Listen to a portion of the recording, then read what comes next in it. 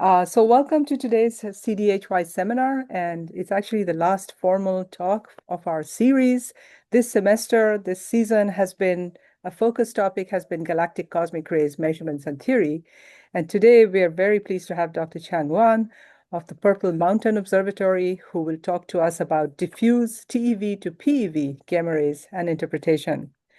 So Qiang is an expert on observational and theoretical studies of cosmic ray spectra, diffuse emission, cosmic ray propagation models. He obtained his PhD at the Institute of High Energy Physics, Chinese Academy of Sciences, and then he had a lot of experience in different institutions. He carried out postdoctoral research at the Institute of High Energy Physics and also at the University of Massachusetts, Amherst. He then joined the Purple Mountain Observatory of Chinese Academy of Sciences in 2016. He's a member of DAMPE, the Dark Matter Particle Explorer, as well as LASO, the Large High Altitude Air Shower Observatory experiment. His talk, as I said, the talk will be focusing on TeV-to-PeV diffuse gamma rays and interpretation. So I'd like to welcome him and thank him again for joining us this late in his time zone to give us this talk. And I also want to note, as I said, that we are at the conclusion of our spring series. We will have a talk on the next one in 2 weeks on June 10th, and that'll be led by Felix, who's going to give us a summary and some concluding remarks, and it will be an open discussion after that. And then we will start again in the fall. So welcome, and let's get started. And I guess people can ask questions during the talk, or you prefer? Sure. Okay. Sure. So if there are any questions, just speak up. Okay. Yes. Thank you. Please go ahead. Okay, so I first share my screen. So you can see it, right? Yep. It needs to go into full screen mode. Okay, so this is also the full screen mode, Yeah, right? excellent. Okay. Thank you. Okay, good. Yes, so Rashmi, thank you for this organizing, and thank you for the introduction. So I'm Qiang Yuan from the Purple Mountain Observatory. So today my topic is about mainly about the diffuse TeV to PeV gamma ray emission and the possible interpretations. But I would also cover somehow a little bit lower energy to like the GeV band. But I know that I think in past talks, there could be some specialized talk about the GeV emission. So to start with, so this is our gamma ray sky. So we actually can have observed many kind of sources in the sky, include a main component from the so-called galactic diffuse emission, and we also have this isotropic diffuse emission. There are some large-scale structures like the Fermi bubbles or some loop one, some such kind of structures. And we have quite a number of point-like sources. I think the current catalog from, for example, Fermi may reach the number of 6,000 or 7,000 sources. We perhaps can have some like new physics contribution from, for example, the dark matter, but it's not clear yet. About the galactic diffuse emission, traditionally we know that there are three components to produce this diffuse emission from the cosmic ray interaction with the gas, like the hadronic cosmic ray, the proton and the helium interaction with the interstellar medium to produce the neutron pions, which decay to gamma rays. And the electrons would also produce gamma rays via this two process. One is the Bremsstrahlung process, which is also correlated with the gas distribution. And the other one is the inverse Compton component, the scattering of the electrons with the interstellar radiation field will produce high energy gamma rays. So this is the traditional components to produce the so-called diffuse emission. So we know that the diffuse emission are expected April to be produced by cosmic ray interaction during the propagation.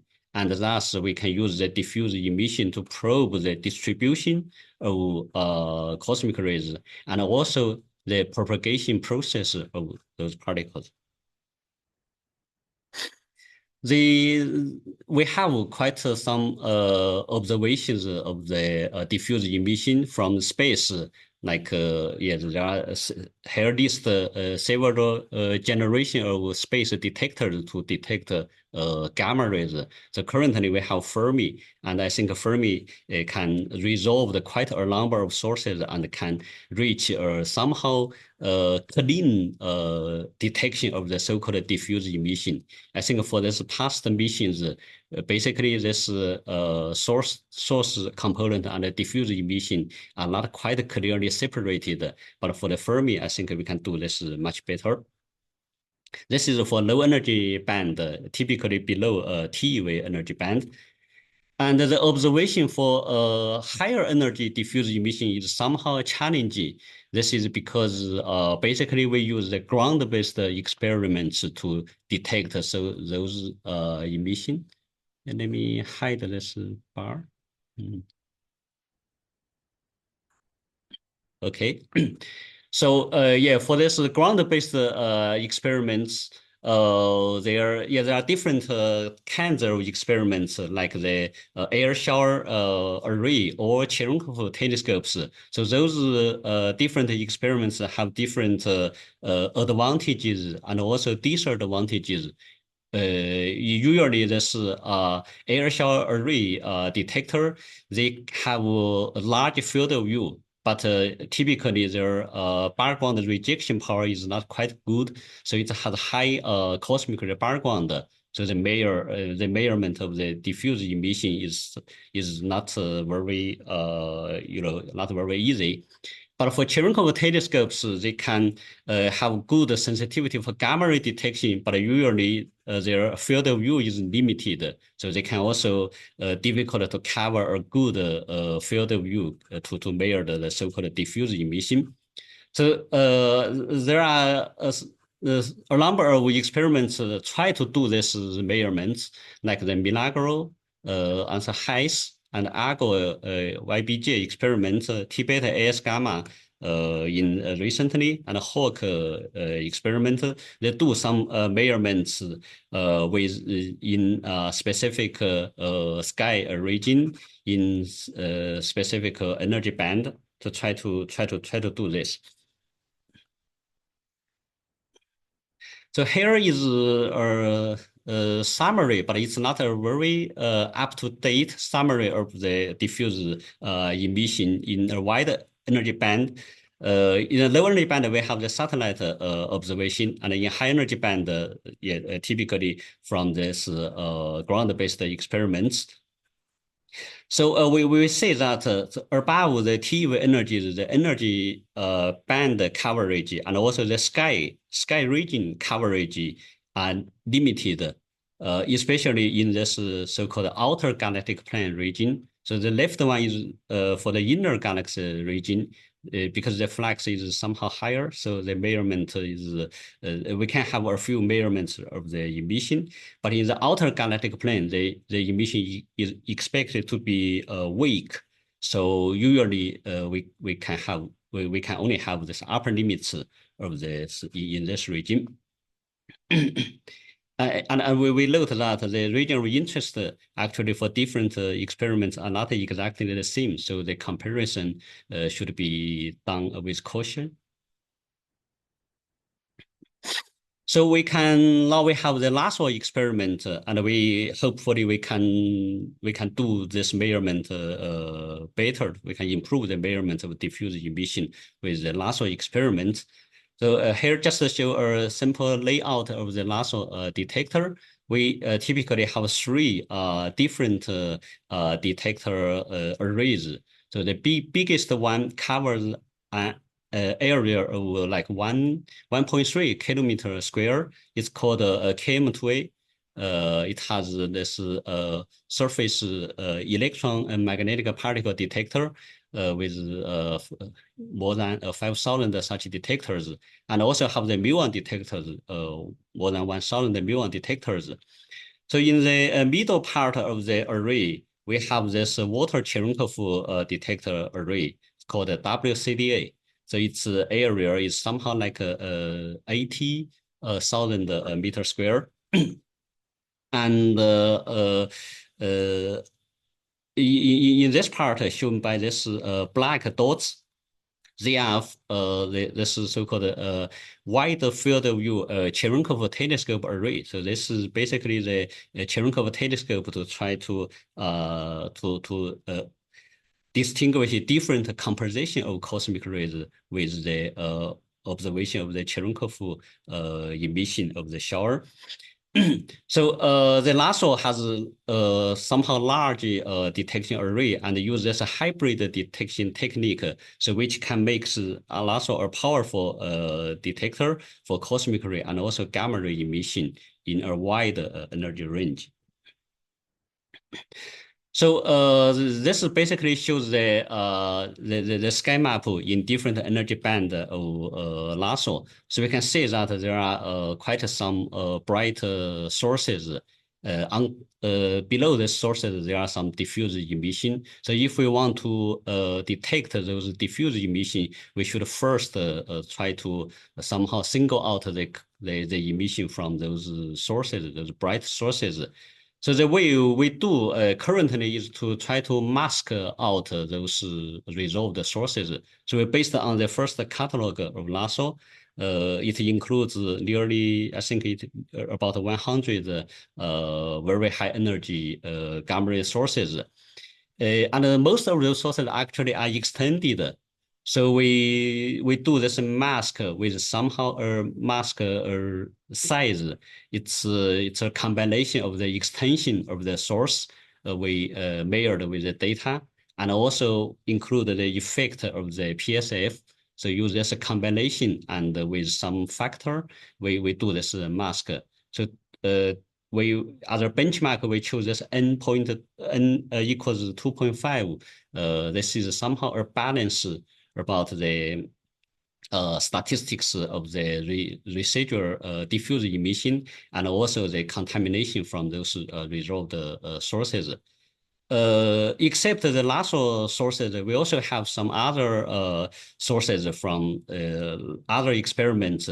Those are compiled in this TeV-Cat, this web page. So we also mask out those sources, even they are not detected by LASSO individually, and we also mask out those sources.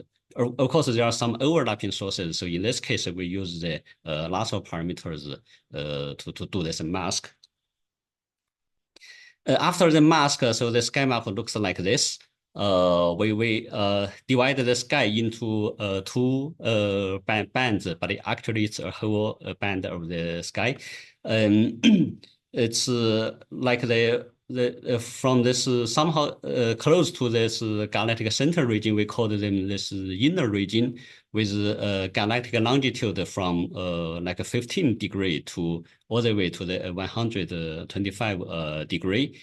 And the other part from 125 degree to 235 degrees, we call it the outer region. So we can see that in the inner region, actually, there are many sources. So those sources, we mask out those sources. So this residual time actually residual sky actually is not very high. The sky area, it's somehow like 2/3 of the all sky. In the outer region, it looks better because we don't have so many sources. So most of the sky actually has been kept. So this comparison actually shows that how the contribution of the sources versus the so-called diffuse emission. Here we compared these two components. One is called the total emission, shown by this open symbols. Again, in this two region, we call the inner region and the outer region. This red shows the inner region, and the blue shows the outer region. And this field dots shows the diffuse emission after we do we remove those source region. So basically, we can see that the contribution of the source emission and the diffuse emission is somehow comparable with each other, and maybe in some energy band, the contribution from sources is even dominate over the diffuse emission. So this actually shows that it's somehow challenging for us to measure the diffuse emission given the strong contribution from the sources. So we mask out those regions with strong sources and use this residual region to measure the flux, the emission we call the diffuse emission. In these two regions, the left again for the inner region and the right is for the outer region. So this dots shows our measured SCD, and we see that this spectrum, particularly for this inner region, this spectrum can be fitted by a broken power law spectrum. And we tested that this break actually is the significance of the break is higher than 5 sigma. But for the outer region, we can again use a broken power law to fit this data, but the significance is not very high. So it can be can also be fitted with a single power law spectrum. So here shows this fitting parameters. This break energy is somehow around 30 TeV. Yeah, for this, here we also compared the results with a toy model prediction. So this toy model is based on the local measured cosmic ray spectrum and times this gas column density in this these two regions. Again, we also have this like cross section, this is some other stuff, and with this to predict that the emission. So we say that the measurement actually is higher than this so-called toy model prediction. This have some implications is that we perhaps should have some additional contribution, or this gas or this cosmic ray should have some like a spatial distribution which is not uniform throughout the galaxy. And we can also say that the spectral shape of the toy model prediction actually is somehow different from the measurements. Particularly, we say this the measurement shows that there is a break around like 30 TeV, but the prediction actually is not a break at a similar energy. There could be a break at higher energy due to the need of cosmic rays, but this prediction does not break at 30 TeV like the data shows. So this is the basic conclusion is that this observed emission may not be simply explained by this like a local cosmic ray contribution. If we extrapolate this local cosmic ray distribution to all the galaxy and use this to predict the diffuse emission, this simple case cannot match the observation well. So this is our basic conclusion of this results. Now we have this improved measurement. In this plot, we show that there is a wide band of this toy model prediction. That is because at that time the measurement of the cosmic ray spectrum in the lead region actually has large uncertainties. So we have this large uncertainty of the prediction. So now we have the lasso measurements of the proton and helium spectrum at high energies, which very good precision. So we can, of course, we can improve the prediction of this toy model. Use the lasso data, lasso proton and helium data, we can predict this emission. I think it's in a quite larger region compared with the previous one. and we can compare this toy model prediction with the data. So the basic conclusion, I think, is similar with the previous one. We say that for energies like below about 100 TeV, the measurement actually is higher than the prediction, and the spectrum shape of this prediction is also different from the measurement. So in this two, this energy ranges like below 100 TeV, we perhaps have some like excess in this energy range. And yes, there are uncertainties of the gas density, of course, but we expect that the gas density may not affect this conclusion, because if there are uncertainty from the gas distribution, which will shift this curves up and down, but do not change the spectral shape of those curves.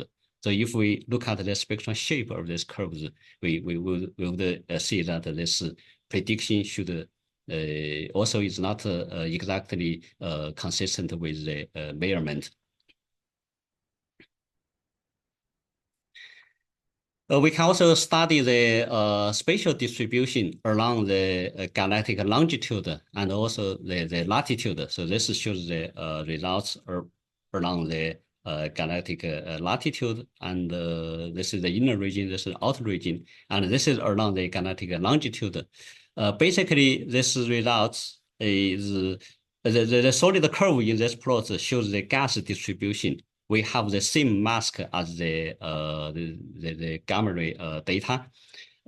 So we can see that this latitude distribution is roughly consistent with the gas distribution. But for the longitude distribution, the data, the gamma ray data actually shows some difference, quite a significant difference from the gas distribution. I think this can also give us some hint that there should be some like homogeneous distribution of cosmic rays in the galaxy. Like in those regions, the cosmic ray density may be higher, and in some regions, the cosmic ray density may be lower. We also study the statistical angular power spectrum of the emission, and again compared with the gas distribution. So this plot shows that there are somehow some difference, but this difference is not significant due to the limited data statistics. I think this shaded region shows the uncertainty band of the measurements, but we can get some hint that at those low L part, this data is somehow there is some excess compared with the prediction of the gas distribution. This corresponds to the this angular scale, like almost roughly like a 10-degree scale, angular scale for this low L part.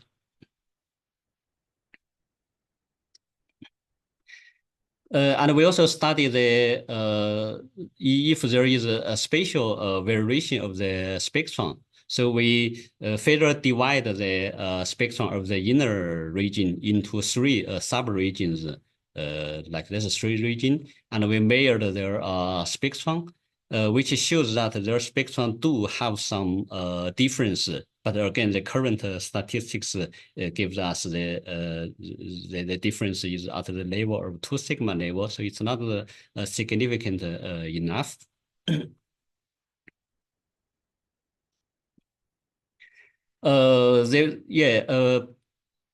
Previous part is basically about the measurements. Now we compare the measurements with the model prediction.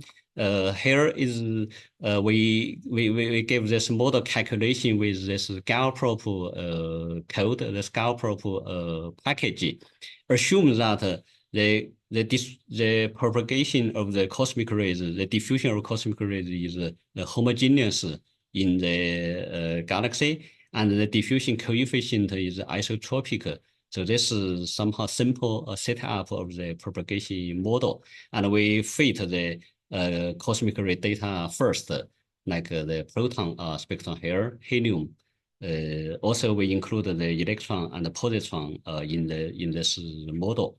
We fit those cosmic ray spectrum first, and then calculate the expected gamma ray emission. So the comparison looks like this. This red one basically comes from the scale-proof model prediction, include both the hadronic component and the electron component. And this red dot is the LASSO measurements, and we also measured this emission in the same sky region. Use this Fermi data shown by this blue dots. So if we compare this wide band spectrum from Fermi to this highest energy reached by LASSO, we can see that there are some excess in the intermediate energy band, like from a few GeV to this like below 100 TeV. For this outer region, similar excess also exist. Even although in the LASSO band, this excess may not be significant enough, but if for in the Fermi band, we can see that there are somehow significant excess there. We try to add a phenomenological component with like a power law spectrum with an exponential cutoff shown by this green dashed line. We add this component in both regions, so we can see that the sum of these two components can perhaps reproduce the measurement in the wide energy band. So the question is, what does this green component come from? It may come from like an unresolved source component, or it may come from like some different propagation setup other than this red one.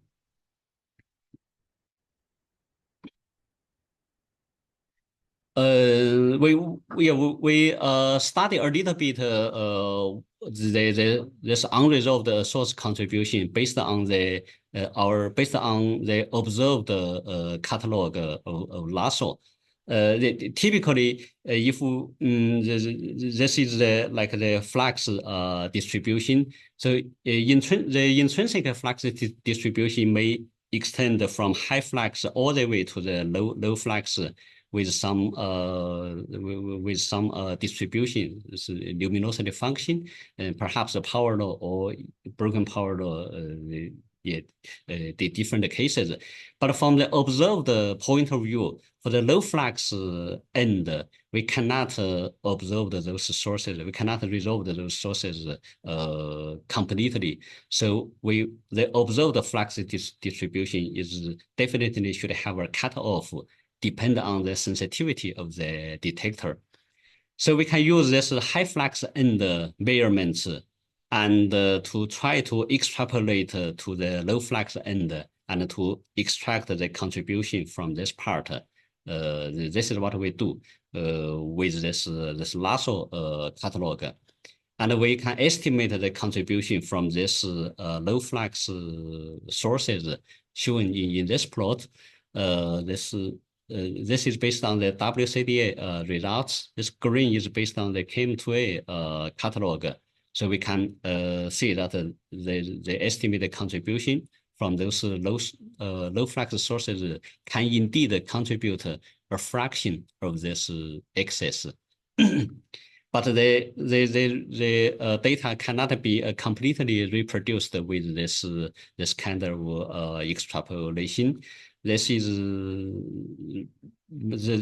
may have some reasons. One possible reason is that in the first LASSO catalog, we do not have large extended sources.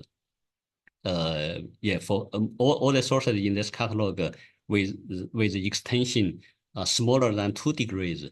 So we do not have those big extended sources in this catalog, which may contribute to this additional access there. And maybe there are some additional contribution from like some unknown sources, unknown mechanism. For this unresolved source contribution, this is a lateral component comes from, for example, this the confinement and the interaction of the cosmic rays around the sources. One of such observation example is that is like the Cygnus bubble. So this is the Cygnus bubble observed by LASSO. It shows a very big region. It's a very big bubble. I think the region size is somehow reaches even 6 degrees to like 10 degrees, something like that.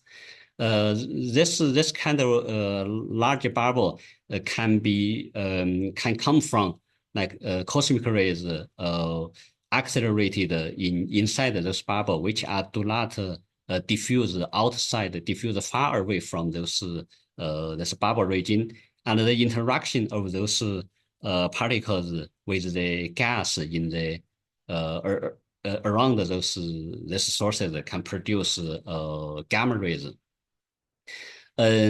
Cygnus bubble is just one example. We perhaps have many such bubbles in the galaxy, depend on their flux, depend on their surface brightness profile. We perhaps can detect some of them, and most of them may not be detected by the current experiment.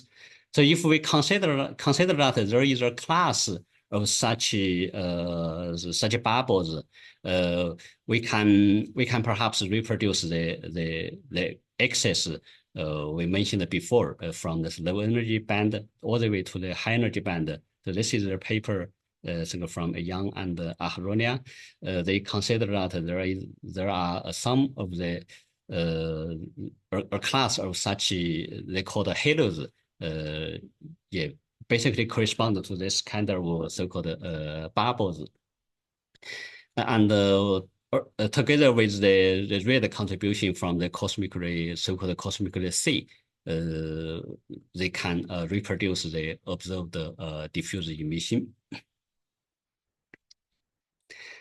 Now we see some evidence or some implication from the low energy band in the Fermi data. So we do some reanalysis of the Fermi latter data.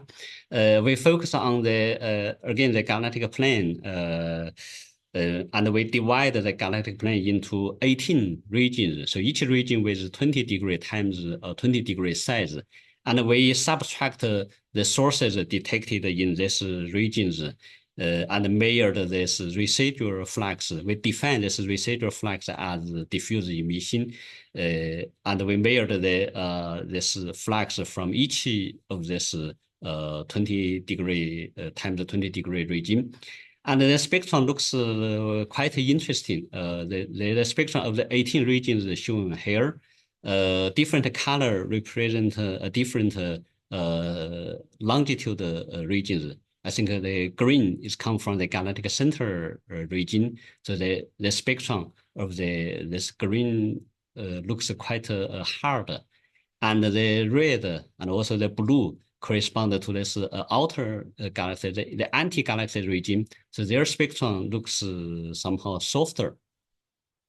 But in the low energy part, all this sky region, the spectrum looks uniform and they can overlap together in this low energy part. And we can extract the spectral index in 2 energy range. The low energy range is shown by this red. So we can say that the spectrum looks uniform along this longitude. Different longitudes. And for this blue shows the high energy spectrum from 10 GeV to 1 TeV energy. So we can say that the spectrum shows a clear variation along different longitude region. yeah, this basically should reflect their spectral difference shown in the left panel.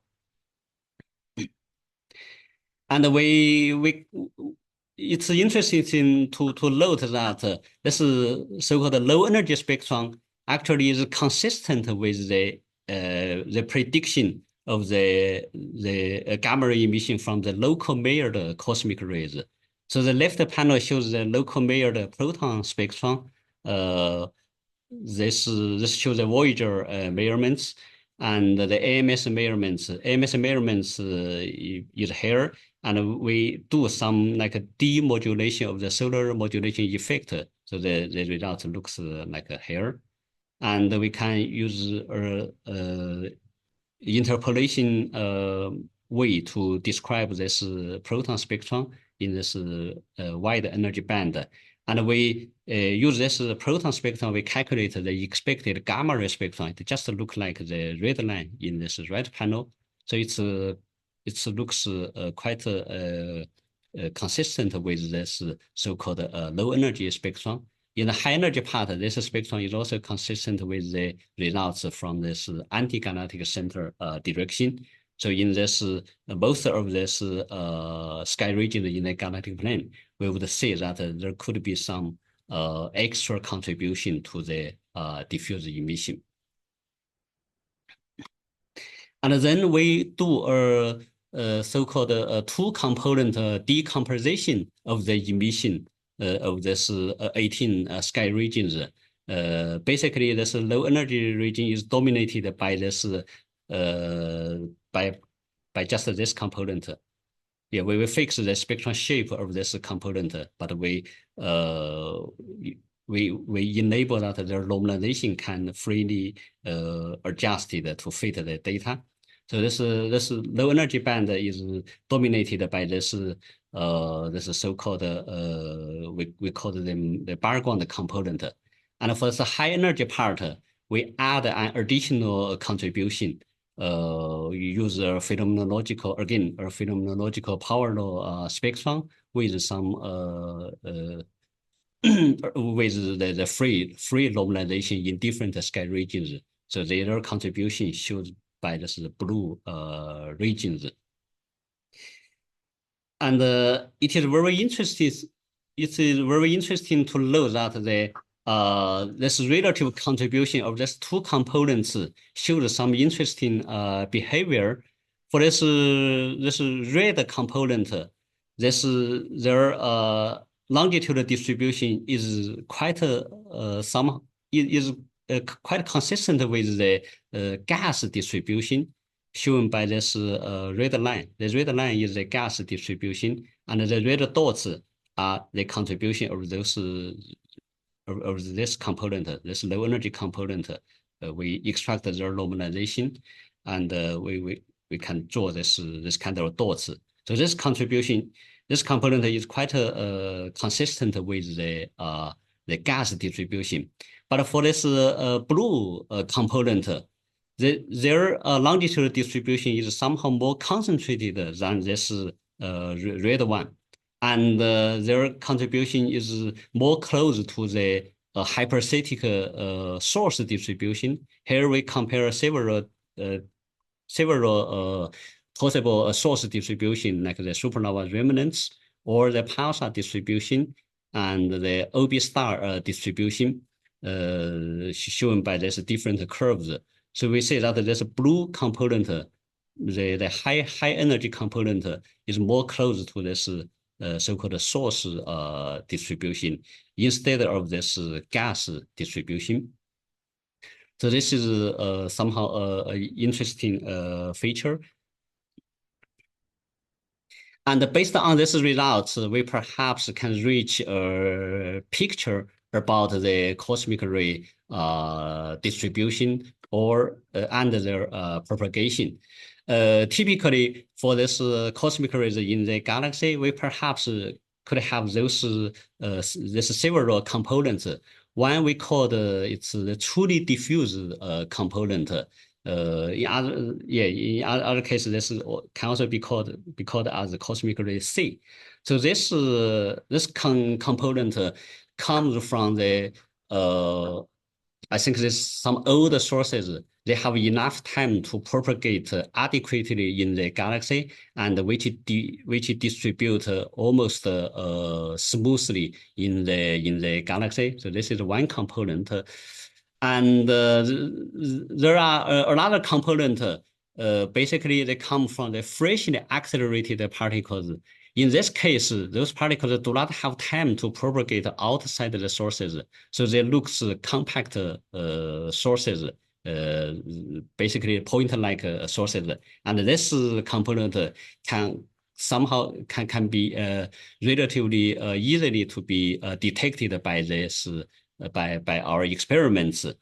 And there should, of course, have some intermediate stage of those cases.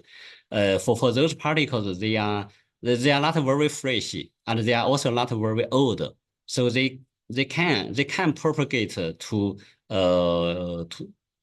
some regions around the sources, but they cannot have enough time to propagate all the way to throughout the galaxy.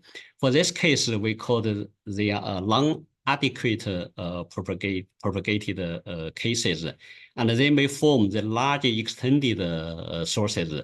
For some cases, if they are close enough or their flux is high enough, we perhaps can detect them, can observe them in our data, like the Cygnus bubble. But for some other cases, if their surface brightness profile is too flat, and they can very difficult to be distinguished from this truly diffuse emission. And in this case, they actually can enter our the so-called mirrored diffuse emission.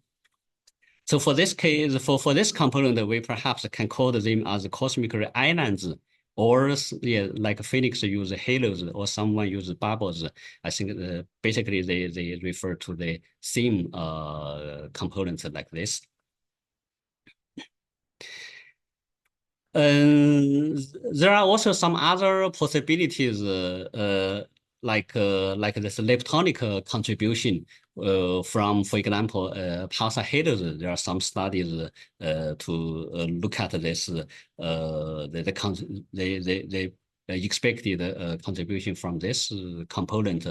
Like the Hawk observed this big halos around the Geminga pulsar and the Mologene pulsar. They are expected that there are many such pulsar halos in the galaxy, and we can study their cumulative contribution to the diffuse emission.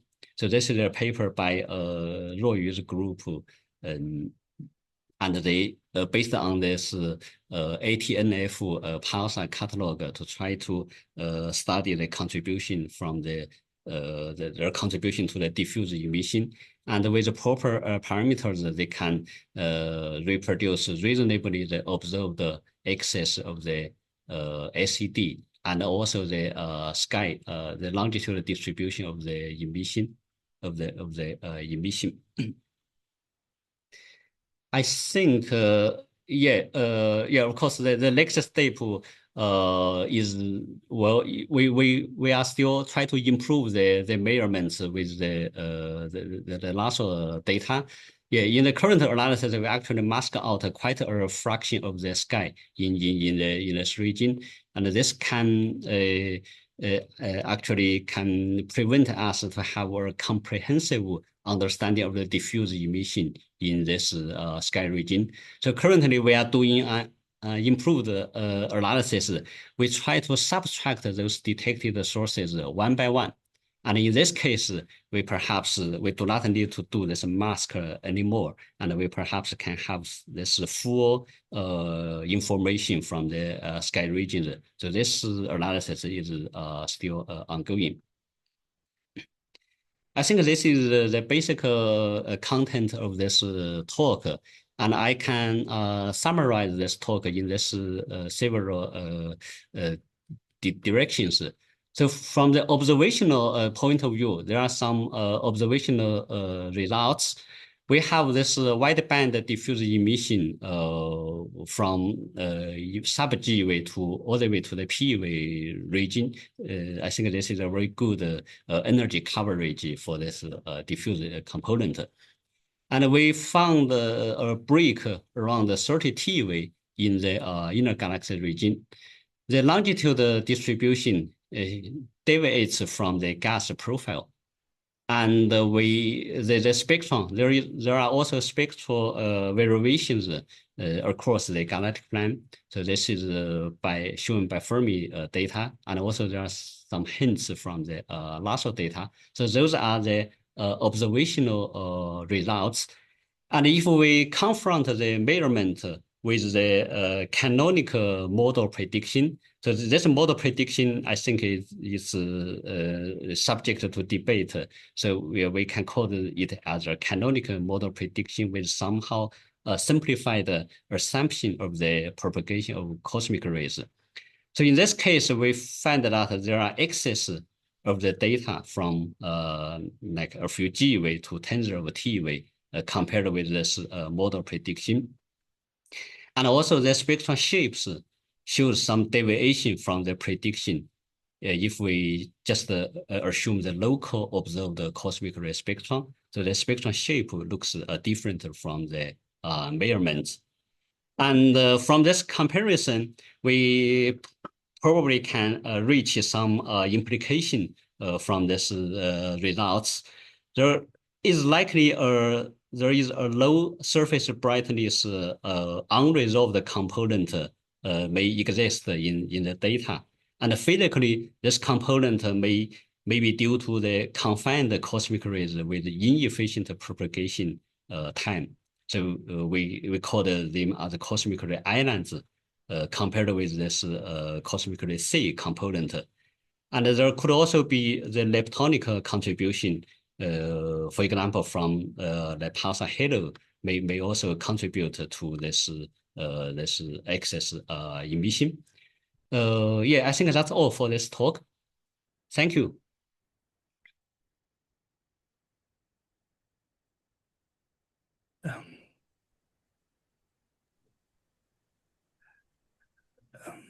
Thank you. That was really excellent. Really enjoyed that. Any questions? And Felix, maybe you want to run the session since I have to leave in 10 minutes. Yes, okay, I'll just continue. Rashmi, you could. Thank you so much. Yeah. So we have questions. And then let me just see. I cannot see. Just 1 second, sorry. Yes, so not see who. Okay. I think Susumu Of course, has, Susumu. yeah. Of course, Susumu. Susumu, one question. Hi, yes. Hi, Chen. Yeah, thanks for the very nice talk. So one important contentious issue, I'm sure this has been discussed. Actually, I remember Paolo Lipari already mentioning this during the first LASSO symposium a few years ago, is to what extent you should consider as sources and from which region is diffuse. And of course, this is not a trivial, but probably, I mean, physically, I would think that if cosmic rays are already escaping and not coming back to the sources, that should be something that it's probably no longer part of the source and should be considered inhomogeneities in the diffuse emission. So of course we don't know that quantitative firsthand, but I was just wondering, so have you done any like purely just empirically considering different regions of the masks and see how the results change? Like I guess you fiducially consider this 39% confinement containment as like the source radius, but maybe just artificially change it to like, I don't know, 50%, 70%, 80% and see how the results change. Have you done something like that? Okay, yeah. I think I go back to this page.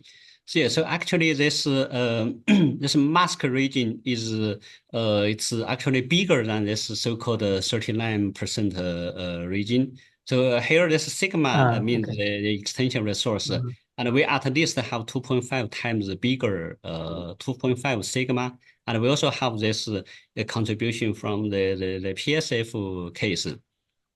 So in our case, I think the large part of the source emission should have already been removed. Yeah. And we also do some tests that what is the residual fraction of these sources. Yeah, but this is based on the assumption that they are indeed they are Gaussian distribution.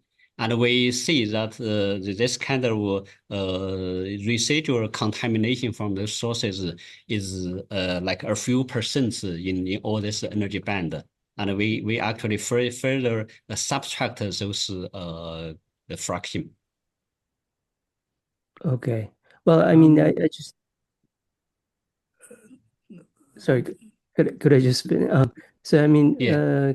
considering that I mean the sources, the actual pevitrons could be relatively rare, right? So you know, even if there's a contribution that is already escaping and really not confined in these like bubbles or islands that you mentioned, it could still be, you know, enhancement.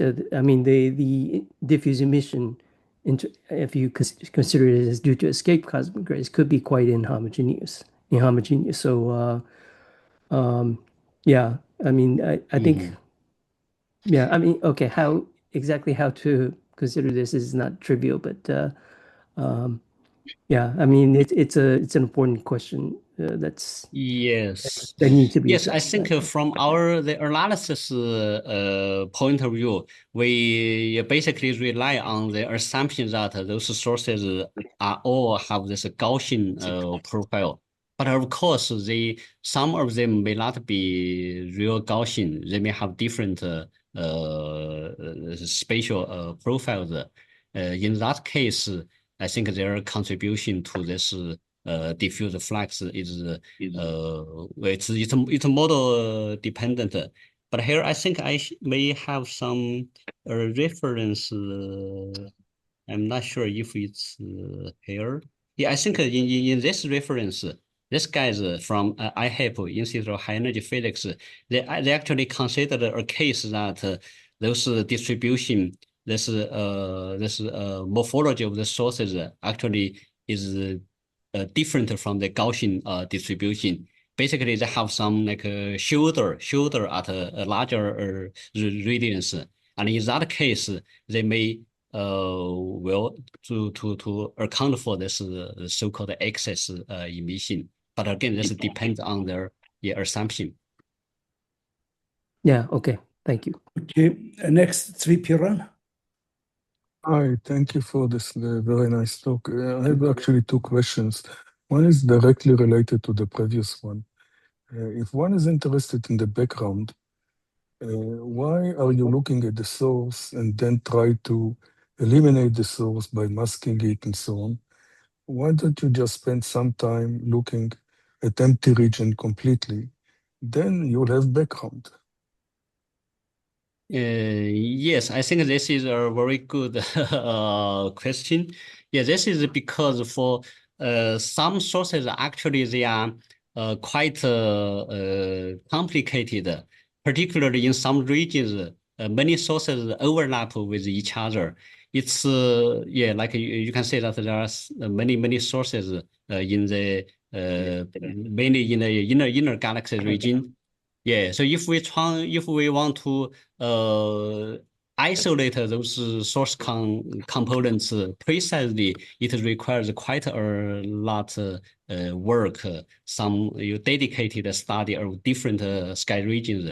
So at the first step, we just try to avoid such a complexity and just mask out those regions. But as I mentioned in the last part of the talk, right now we are doing this kind of analysis. We try to subtract each individual sources, and we see what looks like.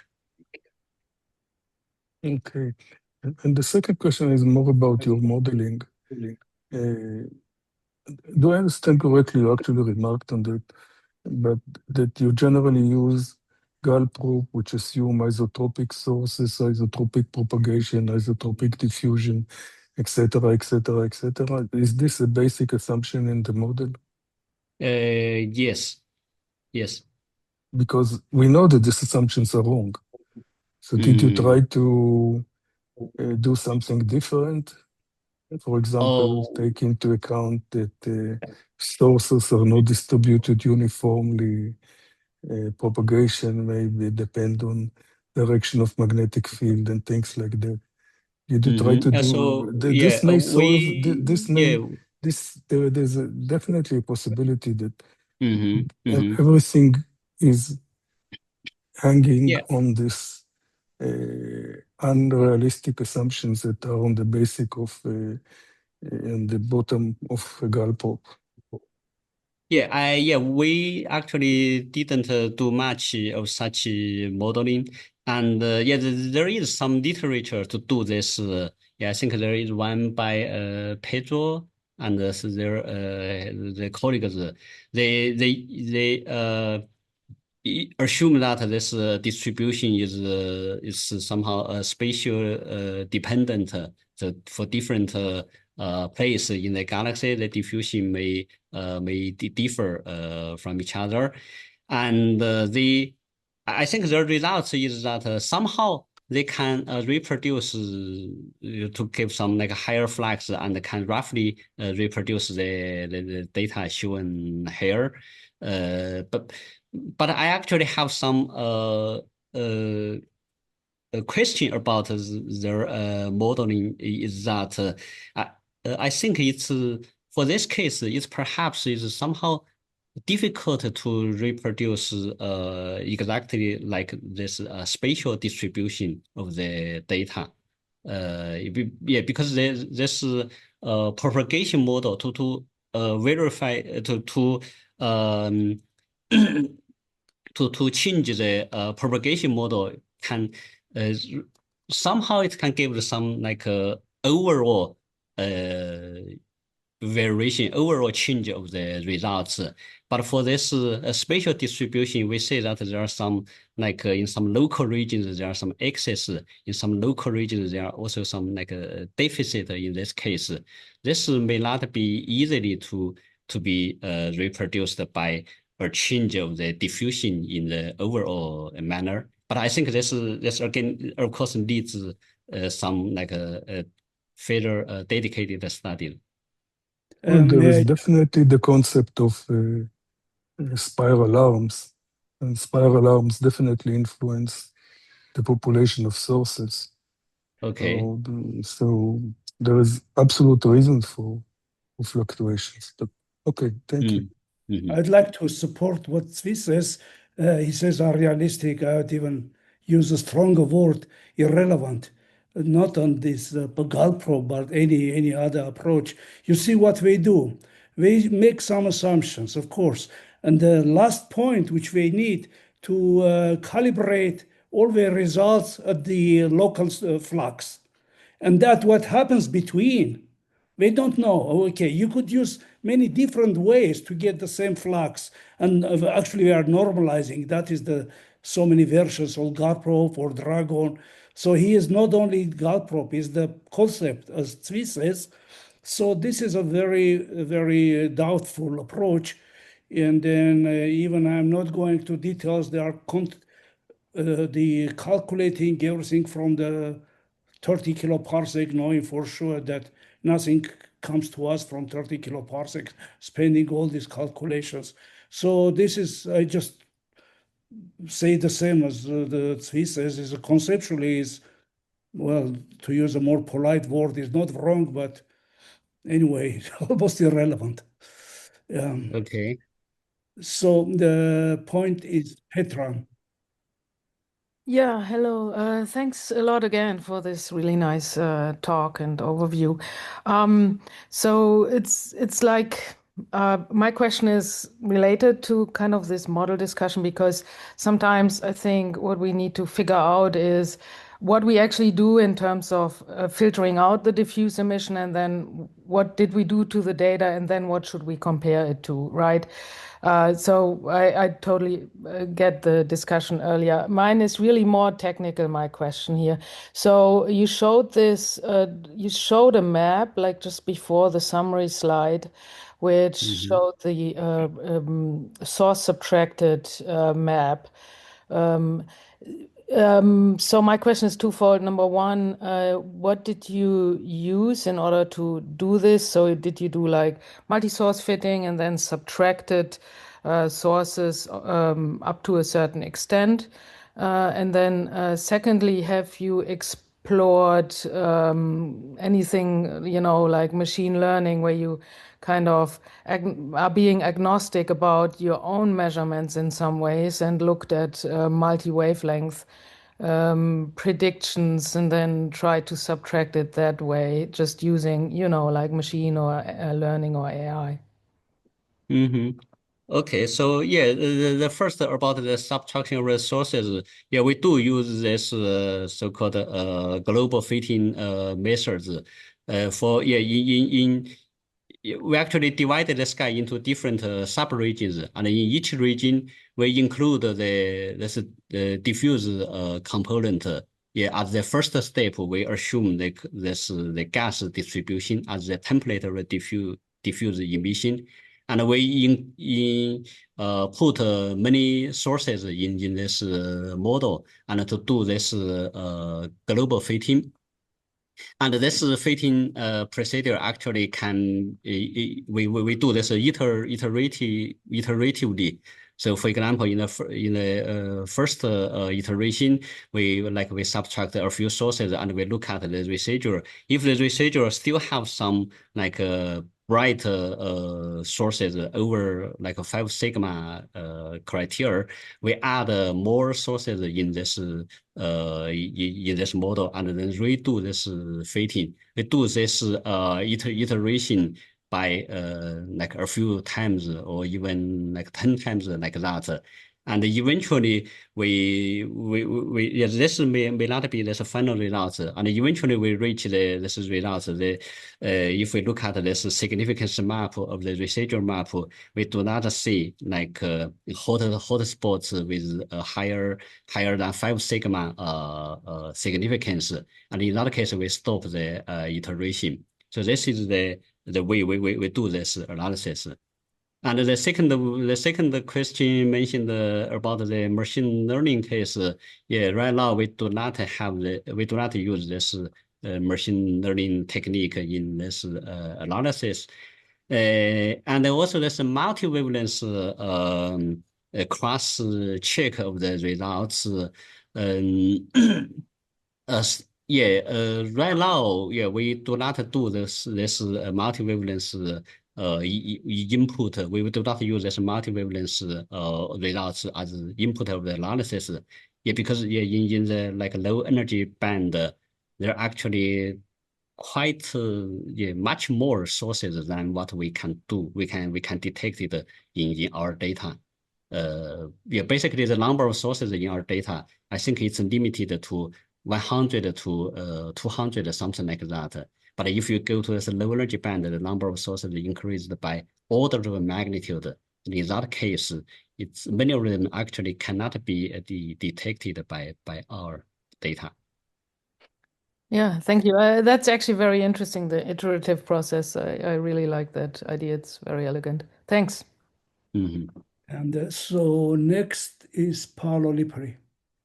Hello to everybody. Thank you. My question is, one of the main elements of your discussion is the separation of the three component of what you call the truly diffusive flux. Thank you. Exactly this slide, these cosmic ray islands and the point-like sources. And of course, you have to study the three problems. So I think this division is kind of natural, and you have to study the three problems together, of course, because in order to separate them. And so my question is really about the first component, what you call the cosmic ray C, or the truly diffusive component. I've been very interested in understanding the properties of this component, which of course encodes the spatial distribution of the cosmic rays. And so my question is, what can you say about this component on the basis of the observations? Namely, how is a cosmic ray change across the galactic volume, both in density and in spectral shape? I mean, if you want to extract the property of the cosmic ray islands, of course, you have to somehow take into account these combinations. And the question is, if you see gradients both in the density and the spectral shape of the cosmic rays, what you can say about this. Thank you. Okay, thank you for this question. Yeah, actually, from the observations, basically, yeah, we can just single out this component. For this point-like sources, we can isolate them from the data. And the rest of the data should naturally include these two components. And the separation of these two components in the data is somehow challenging. But we can do to some degree we can do this kind of separation by this separation in different energy bands, because we perhaps can expect that these two components, they have different spectral shape and they may dominate at different energy bands. Like in the Fermi data case, basically we say that this is called a cosmic ray C component. They dominate at this low energy band, which shows a uniform spectrum throughout the galaxy. And for this high energy part, this contribution from this additional component, we call them as the cosmic ray islands component. So if we do this kind of spectral decomposition, we can perhaps isolate these two components, and the results is given by this plot. So basically, for this low energy component, there like a spatial distribution looks like this way. It's somehow close to this gas distribution. But we can say that they are not exactly the same as the gas distribution. This may reflect the spatial distribution of cosmic rays in the galaxy. Like in the inner galaxy part, the cosmic ray intensity is expected to be. Can I interrupt higher. you? Yeah. When you say it's consistent with the gas distribution, it means that it's consistent with no gradients in density. Because I think that if you look at the data, it's kind of clear the cosmic ray at the center of the galaxy are at least something like 5 times more abundant than what they are at the sun, near the sun. Do you disagree with this statement? Yeah, I perhaps agree with this, but here shows this here this result does not directly show this spatial distribution of cosmic rays. This shows this line of sight integration of different sky regions. So basically, in the galactic center region, this basically shows the integration all the way to the galactic center. And in this case, the data is somehow higher than the gas distribution. So basically that means that the cosmic ray intensity in the galactic center region should be higher than the uniform distribution, because the gas distribution is basically correspond to a uniform distribution of cosmic ray in the galaxy, right? So I think this qualitatively it means that the cosmic ray density in the galactic center is higher than in other places. Yeah, but here I say it's Thank you. consistent. Thank you. I should add something. It's roughly consistent. It's not exactly consistent with the gas distribution. Okay, Thanks next a lot. question, Matthew. Thank you. I had a question about the angular distribution with the power spectrum, the angular power spectrum. I think this was originally the KM2A masked out power spectrum, but I wonder if there's plans to expand this to include the WCDA power spectrum and then also to do it both masked and unmasked, because in a sense, I think the masking, you're losing a lot of the kind of continuum of the source information, right? Mhm. Like a lot of what we're Mhm. discussing about is this smooth transition to bubbles to C, and Mhm. presumably, the significance of this should show the source distribution quite strongly if you include the source distribution, and then as you include and expand this mask, that should slowly fade away from the gas distribution, right? So I would Mhm. expect strong deviations here, and I wonder if there's been tests on just the global sky map from LASSO and WCDA and KM2A. Yeah, that's right. Well, we currently don't have such results, but definitely it deserves to be done. I think in future to look at if there is still this difference like in this low energy band. I think that's we should do this later. Because I'm not too worried about the deviation at low L modes. I think that might be just something about the particulars of the analysis, but I would expect small angular structures to appear for sources when you include them and then disappear. So it should have internal cross-checks for this, and it should show the same things you're seeing in the differences between the longitude distribution and other features that you see these wibbles and like wobbles that you don't see in the smoother gas. Mm-hmm. Yeah, I think that's right. We can of course do this later. But but if you look at this longitude distribution, I think both WCD and KM2A looks there is somehow a similar trend, but with some different difference in some specific regions. So hopefully they may have some similar feature. But of course, this can be tested. Thanks.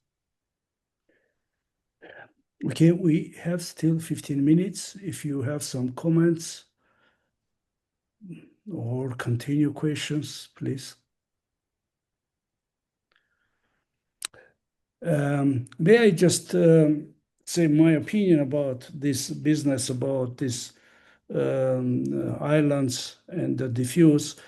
So it's clear that conceptually we cannot assume homogeneous cosmic ray distribution in the entire galaxy and then just take the locally observed spectrum and flux and calculate.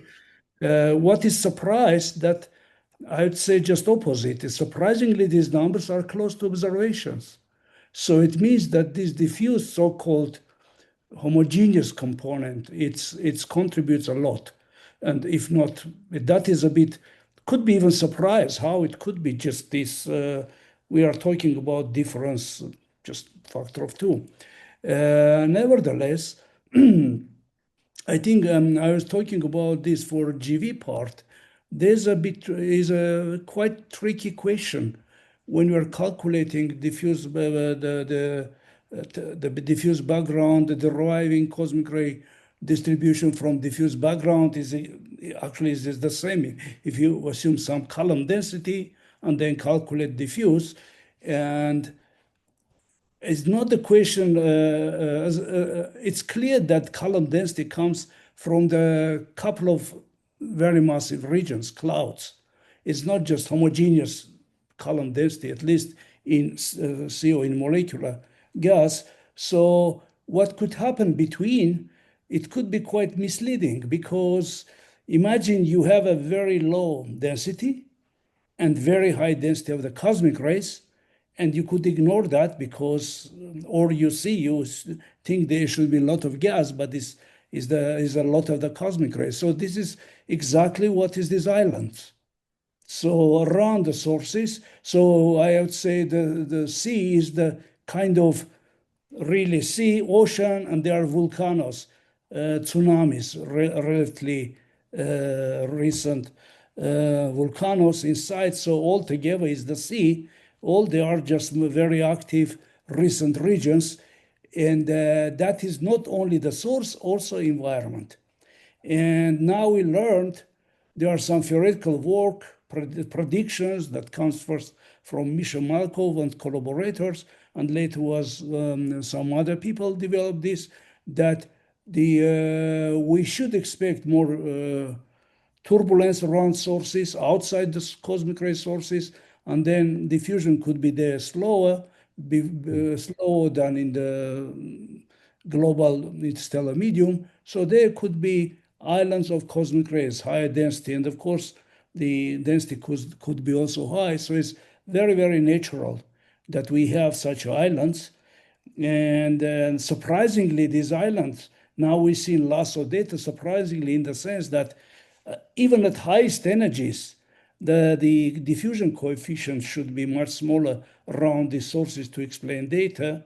And that is for almost all sources, including pulsar nebulae or pulsar halo regions.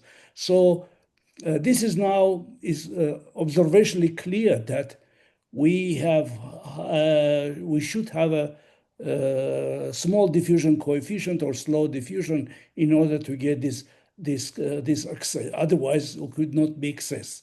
And secondly, also is supported by theory, and that is a quite interesting issue. And that was Tzvi was asking, and I was supporting that is the conceptually the Gall probe concept is really irrelevant. It is globally is fine, but Gall probe is just, as I said, is normalization at the local flux, and what is happening between, we don't care. We are happy that to get agreement. Actually, we try to get agreement, and after that, make all the assumptions. So that is, of course, we've had this beautiful data, was good data from Fermi, now is even nicer data from LASSO. Why I mean nicer? Because highest energies are more cleaner. In low energies, there's more problems to get this diffuse background. So the hope is just to get about cosmic ray distribution using gamma rays. So the local source which we observe is just local environment. What is the outside? As I said, surprisingly, it seems quite closer what we see, but should not be absolutely the same. So there's a lot of work, and we're using this very high quality data, and maybe even will be more sensitive instruments. Maybe we could map the cosmic ray density within the disk using gamma ray data, but there's another thing I'd like to discuss next time. And as Reshmi said, we decided I'll not give a talk, but just put some questions, not too many, and maybe you could discuss. And one of these, this is this island problem, because not a problem, it's a nice result. I mean, we see from LASSO, almost all extended sources can be explained only on the assumption that we have a small diffusion coefficient around the sources. And that is a very interesting point, and that is opens some real interesting path to understand the cosmic ray distribution in the disk using these islands. So that is coming. But if you go to the concept of Gall probe, then you just simply ignore this. It just doesn't match this data. Gall probe, I mean the concept, not only the code. These guys are fighting each other, which code is better. But the question is the Drago or this Gall probe, but problem is not the code. Problem is how conceptually we deal with this. Anyway, so that was, I think, I hope we could have an interesting discussion around this next 2 weeks. Okay. Okay, thanks. Yeah, and some other comments? I see someone, Paolo Lipari. Yeah, Paolo. Sorry, Felix, I agree with all that you have said, but I have a small criticism. You discuss a homogeneous cosmic ray distribution and then islands. And I think this discussion should be rephrased in terms of you have a smooth, large-scale distribution, and then you have islands. So the assumption that What is your criticism? Could you say what to follow what you are saying? What is the criticism? the criticism is that you do not have a homogeneous extended component, but you have a large-scale component which has very likely a non-trivial, actually I think it's already clear from the data, that has a non-trivial structure. But what yeah, is this? Yeah, so that's, but I think it's important because when you, it's important to understand this and to understand the structure of the large-scale distribution of cosmic rays is a centrally important problem. And all agree this is a centrally important problem. So no, I agree, but I would like the people to not say the homogeneous component, but you should say the extended component, because but still extended. I was talking about the Gall probe. So Gall probe gives you one point, but the local cosmic rays. I don't want. I think we essentially agree. But I am not. The problem is not Gall probe. The problem is to extract from the observation the space distribution and again this change in spectral shape of cosmic rays across the galaxy. I mean, there have been paper. I mean, the question is trivially: is the Ni local? Is present in all the galaxy? And this question. So this question should be addressed. To understand the islands, you will have to understand the large-scale distribution. So, in this sense, I really support your discussion. But I think it should be clear that you cannot. What we're saying, we're not criticizing me. What you are saying is exactly. I mean, everyone agrees. You are saying absolute. How to say is clear things. I mean, there's no. I think there's no debate on that. Is the question is that this distribution, of course, that was I said, you could derive the cosmic ray distribution from gamma ray data more than just do just opposite. That was, I think we agree, and that was I don't really accept your point because no one's talking about a very homogeneous distribution. It's clear, yes, and that we see there are distribution because there's outer region, inner region, we see these differences. The only one question I wanted to say that we have these islands, and these islands, let's discuss it next in 2 weeks. But what I said that is do you just interpret my comment like I am saying that there's homogeneous? We should, of course, this is all we are working hard on that. What I want to say conceptually, we should be very careful. I mean, this is we're using cosmic rays for predictions. It is because could be many solutions with the same result at the end, the local flux, to get the local flux. That is the way this modeling, they are trying to reach to that. So you agree that it could be different solutions because yes, I agree. We don't know diffusion coefficient, not only the energy or spatial distribution. So it's very complex, and that is all we are working on. That there's no doubt that it is a way we are trying to, and that was Qiang Yuan was telling us. But what I wanted to say that cosmic rays alone, even this beautiful data we get from IMS, Dampe, LASSO, it's not sufficient to make conclusions. So it will come essentially from gamma ray data. That I wanted to say. And that was clear that there's a large-scale distribution, and that was... so I think you interpreted what I said, not in that way. So I just want to say, I can tell you more about this. It's now is very biased about these islands. So Qing Yuan showed our curve with Ruiji Yang. about this. This is you could think is one of these some predictions. In fact, that is an interesting prediction. We try to explain the recent boron-carbon ratio, and we found maybe that is not the only solution. We found one solution, very simple solution, that we have a confinement. You get a lot of confinement around the sources. So part of the grammage comes from these local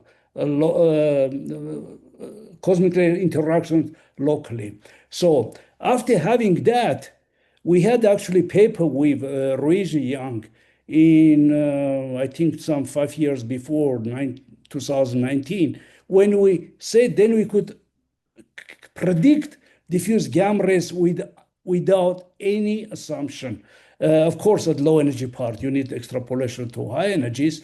And that curve, which showed Qiang Yuan, is just, it is not assumption. Assumption only one, how we explain the carbon boron, the ratio. And after that, it is a global, all islands together. It's not just one specific island. And then we don't speculate that how this could be this many islands. There's, of course, one assumption that our interpretation of this ratio, by assuming that grammage comes from two parts, from global diffuse interstellar medium and these islands. So under this assumption, we explained very nicely boron-carbon ratio. And if you agree with that, of course, it could be not the case.